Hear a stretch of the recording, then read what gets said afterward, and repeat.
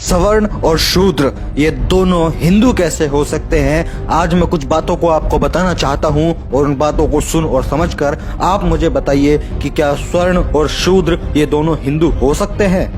एक संविधान को नकारता है तो दूसरा संविधान को मानता है, तो दोनों हिंदू कैसे हैं?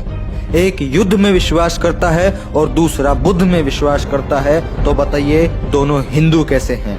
एक फॉरवर्ड है तो दूसरा बैकवर्ड है, तो बताइए दोनों हिंदू कैसे हैं? एक खाता है और दूसरा दाता है, तो बताइए दोनों हिंदू कैसे हैं? एक लूटता है और दूसरा लुटाता है, तो बताइए दोनों हिंदू कैसे हैं?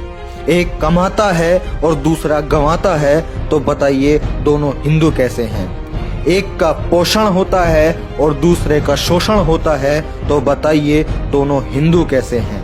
एक काल्पनिक है और दूसरा वास्तविक है, तो बताइए दोनों हिंदू कैसे हैं? एक विषमता को मानता है, दूसरा समता को मानता है, तो बताइए दोनों हिंदू कैसे हैं? एक पाखंड को मानता है, दूसरा विज्ञान को मानता है, तो बताइए दोनों हिंदू कैसे हैं? एक पूरे देश का बनता है और दूसरे को सिर्फ जाति का नाम दे दिया जाता है, तो बताइए दोनों हिंदू कैसे हैं? एक मंदिर पवित्र करता है और दूसरे से मंदिर अपवित्र हो जाता है, तो बताइए दोनों हिंदू कैसे हैं?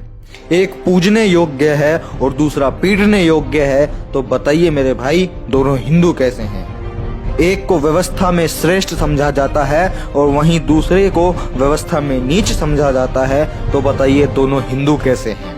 एक सत्ता ऐश में रहता है और दूसरा फुटपाथ पर सोता है, तो बताइए दोनों हिंदू कैसे हैं? एक होटल में खाता है और दूसरे को कचरे से पेट भरना पड़ता है, तो बताइए दोनों हिंदू कैसे हैं?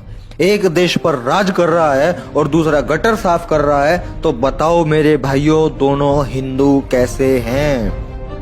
इन तथ्यों से साबित होता है कि हिंदू धर्म नहीं है, यह सिर्फ सत्ता छीनने का एक राजनीतिक षड्यंत्र है।